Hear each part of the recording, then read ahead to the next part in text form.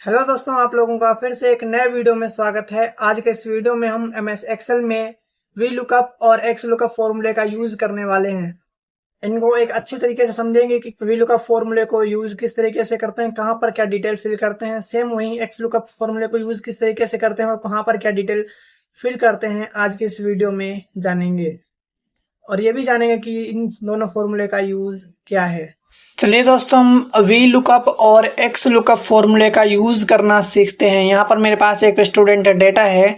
मैं चाहता हूँ कि जैसे ही मैं रोल नंबर पुट करूँ, मुझे ये सारा डेटा एक स्टूडेंट का, मैं यहाँ पर अगर 1 लिखूं तो रोल नंबर 1 का स्टूडेंट का पूरा डेटा, उसमें कितने नंबर अचीव किए हैं, टोटल कितने आए, परसेंटेज कितने आए, ग्रेड कौन सी है, रैंक क्या है, रिजल्ट क्या है, ये सारी चीजें मुझे पता चल जाएं तो हम यहाँ पर वी लुकअप फंक्शन का यूज करेंगे या फॉर्मूले का यूज करेंगे।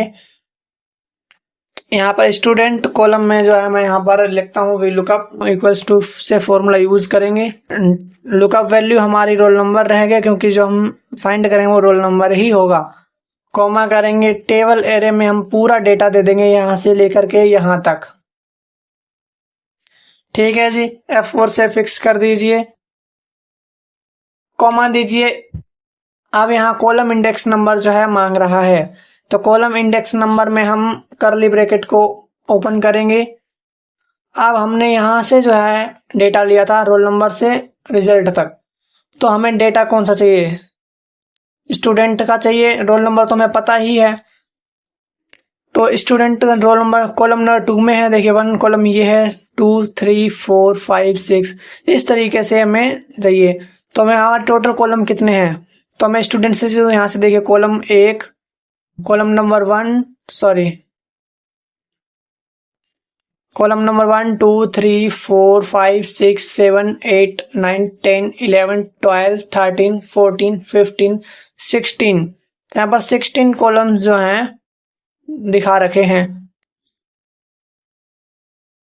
तो मैं यहाँ पर लिखते हैं कॉलम नंबर हमें 2 का डाटा चाहिए, कॉलम नंबर 3 का भी डाटा चाहिए, कोमा लगा के कॉलम नंबर 4 का भी डाटा चाहिए, कोमा 5 का भी चाहिए, कोमा 6 का भी चाहिए, 7 इस तरीके से डाल दीजिए, 8 9 10 11 12 13 14 15 16 कोमा 17। तो जितने भी कॉलम का आपको डाटा चाहिए वो यहाँ पर फिल कर दीजिए और कर्ली ब्रैकेट को क्लोज करके कोमा दीजिए। वैल्यू ऑफ ट्रू और फॉल्स में हम 0 दे देंगे,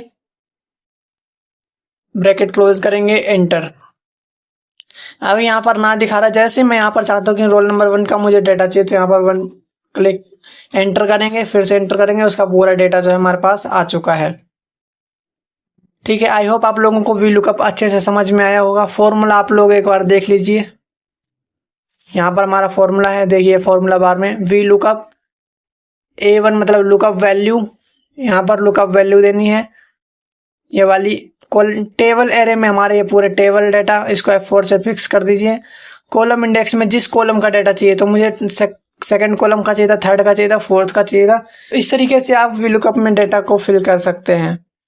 और कॉमा रेंज लुकअप में आप लोग 0 दे दीजिए और एंटर कर दीजिए, आपका पूरा डेटा आ जाएगा। चलिए एक्स लुकअप फॉर्मूले की प्रैक्टिस करते हैं। एक्स लुकअप फॉर्मूला काफी इजी है यूज करना। पहले मैं जो है यहाँ पर टाइटल जो है इनका डाल लेता हूँ कॉलम का, अब आपको अच्छे से समझ में आएगा। चलिए स्टूडेंट का यहाँ पर एक्स लुकअप फॉर्मूले का यूज करते हैं, equals to X lookup. Lookup value हमारी ये रहेगी रोल नंबर, कोमा आप अपने अकॉर्डिंग रख लीजिए। लुकअप एरे, अब लुकअप एरे मतलब कि ये वैल्यू हमें मिलेगी कहां पर, रोल नंबर हमें मिलेगा यहाँ पर।